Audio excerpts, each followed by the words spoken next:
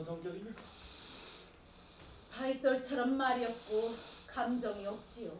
감정이 없는 건 좋지 않지만 입이 무겁다면 그건 남자의 첫째가는 장점으로 되지요. 사나이답게 무거우면 제가 왜 탓하겠어요?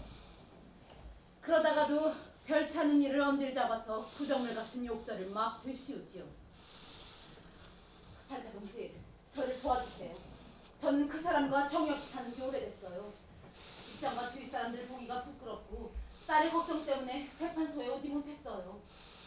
서희동무, 좀 더 차근차근 말해요.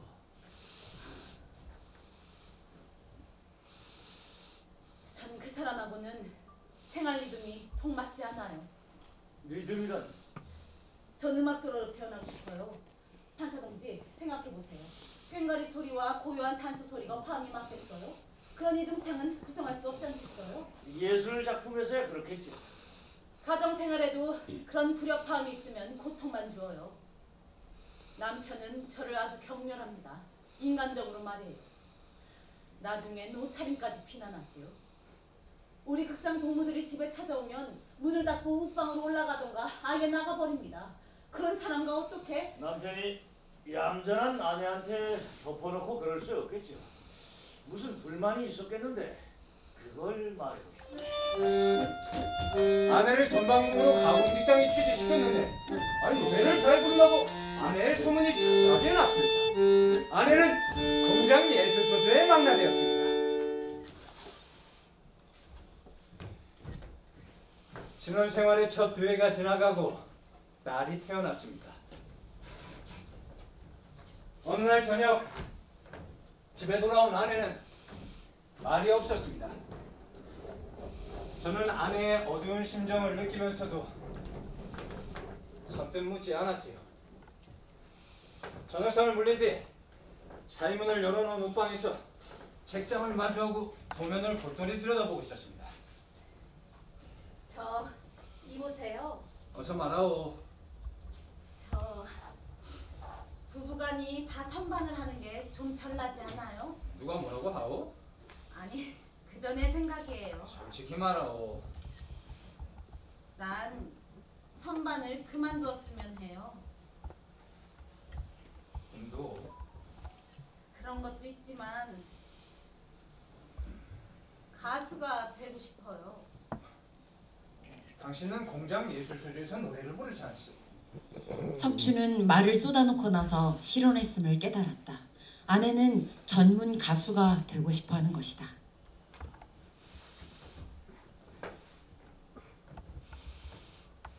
남자들과 같이 말없이 선반교대 작업을 하는 아내를 과연 얼마나 걱정하고 염려해 주었던가. 여름이면 그 음료수 변두리에 수초들과 속새풀들이 빽빽이 울타리를 두르곤 했어요. 고마리 아제비와 빨간 실지롱이 곤드벌레가 성에서 끓여 마셔도 토질병에 걸렸어요. 대륙에 추위가 닥쳐오는 겨울이면 그 웅댕이 물이 저 밑바닥까지 얼어붙어요. 아침마다 남성들이 도끼를 들고 나가서 얼음을 깠지요.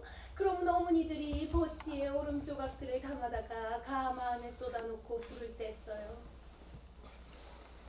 소발구에 물초롱들을 싣고 70리나 떨어진 강에 내려가서 물을 길어온 날이 온 마을의 명절이었지요. 전후에 윤수독에도 농업협동조합이 조직되었어요. 국가에서는 많은 자금을 들여 강물을 요로단 양수로 끌어올려 주었어요. 그때부터 윤수독 사람들도 벌방 못지않은 문화적인 생활을 하게 됐어요. 감자와 귀밀, 보리가 늘 풍작을 이루었지요. 멀리 연습실 쪽에서 노래소리 들려온다. 투명한 홀의 유리벽으로 바깥 생활의 한 귀퉁이가 펼쳐지고 있었다. 극장 뒤편의 공지에서 한 무리의 쪼무레기들이 놀고 있었다.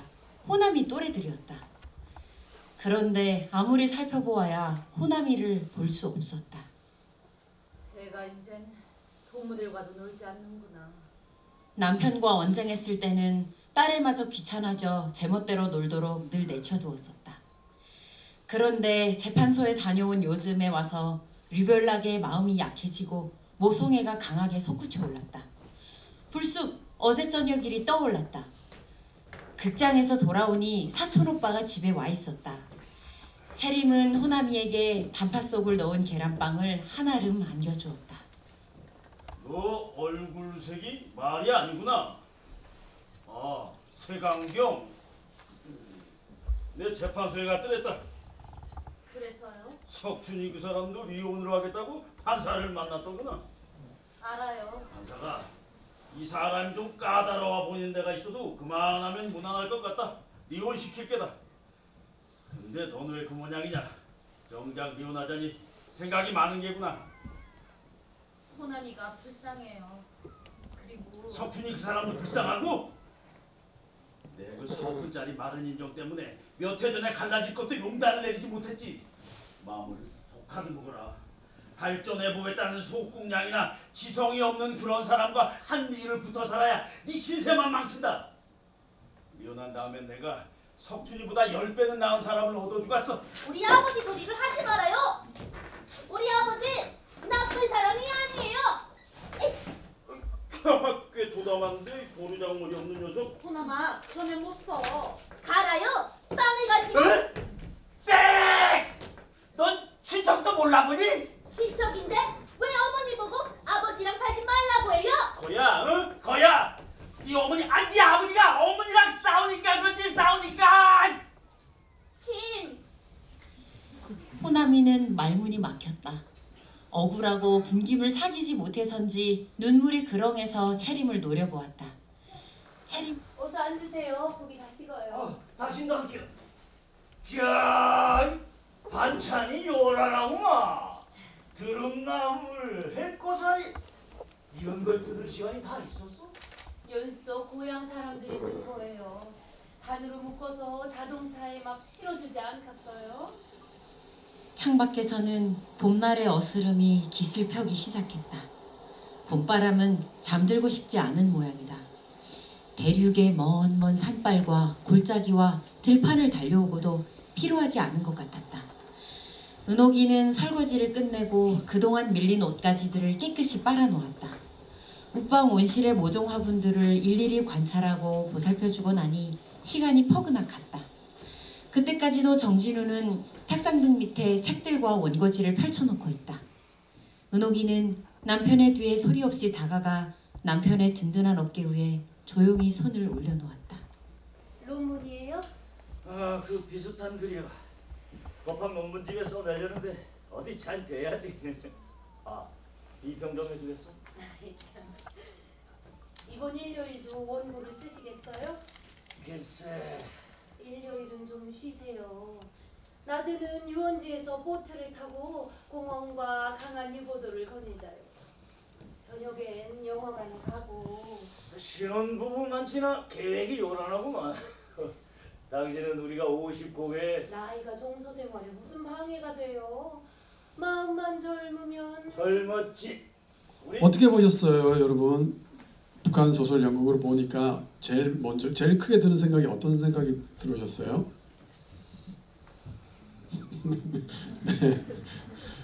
네, 저는 이 책 처음 봤을 때 두 가지 놀랐던 것 같아요. 한 가지는 우리하고 똑같은 사람들이 살고 있구나.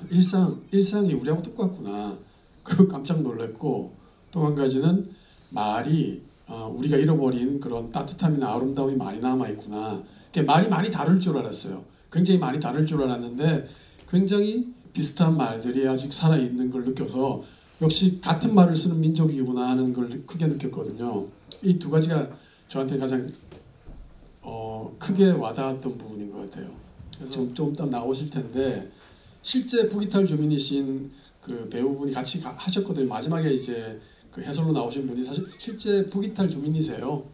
그분하고 연습하면서 일상에 대한 거, 말에 대한 거 뭐 굉장히 많이 얘기를 나눴습니다. 나누면서 우리 영국에도 많이 그런 어떤 그 뭐 알게 된 사실들이 많이 들어오기도 했고요. 또 정서적인 차이, 그다음에 뭐 대사에도 나오지만 인식과 철학의 차이, 기본 베이스가 다른 것 같더라고요. 완전히 달라요. 우리는 자본주의고 거기는 사회주의이기 때문에 어디에 같이 방점을 두는가가 굉장히 많이 달랐던 것 같아요. 그래서 그런 것들을 하나씩 알아나가는 게 좀 가장 큰 어떤 뭐 공부도 됐고 저 스스로도 많이 이렇게 각성하는 계기가 됐지 않나 그런 생각이 듭니다. 소설 자체가 연극하는 사람으로서 이거 연극을 해야겠다 싶은 만큼의 컨텐츠 자체에 대한 매력은 그렇게 크진 않았던 것 같아요. 솔직히 말씀드리면.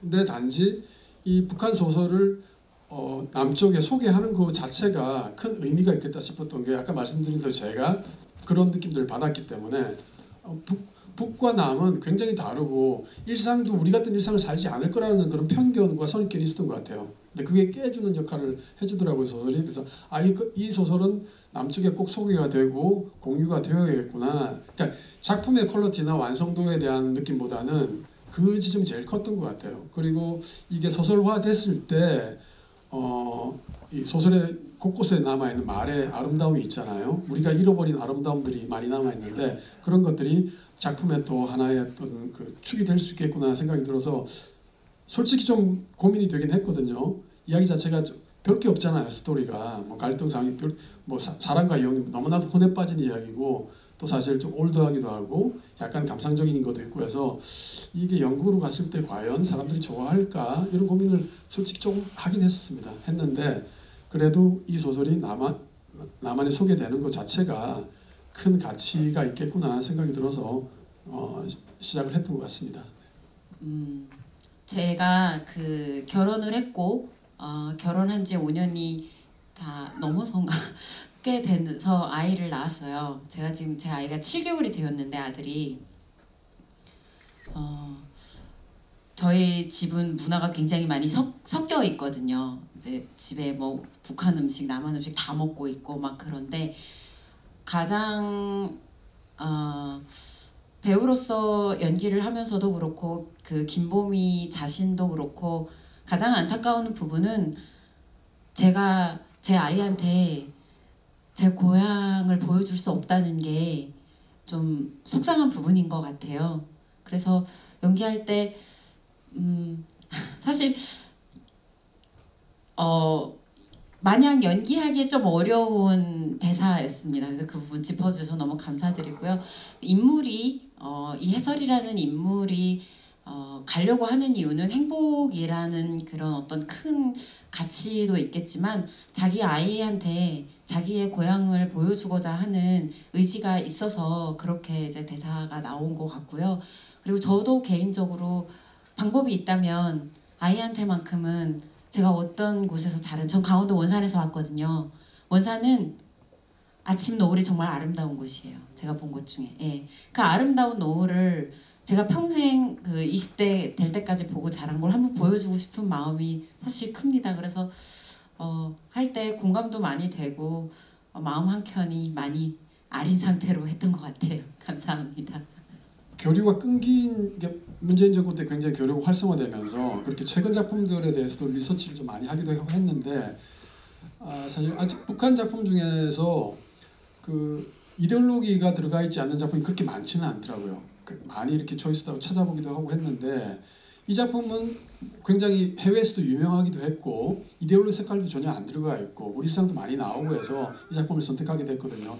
최근 작품에 대한 정보도 사실 그렇게 많지는 않아요. 최근 작품들은 옛날 80년대까지는 작품들이 많이 소개도 되고 저희가 정보도 가지고 있는데 2000년대 이후로 어떤 작품들이 있는지는 사실 교류가 그 금강산 끊긴 이후로 교류가 활발하게 안 되면서 정보들이 좀 부족한 것 같아요. 좀 알아보려고 애를 썼는데도 그렇게 많지는 않더라고요. 그래서 가장 적합한 작품이지 않나 생각이 들어서 이 작품을 선택했습니다. 남북연극교류위원회라고 있는데 그 위원장을 하고 있거든요.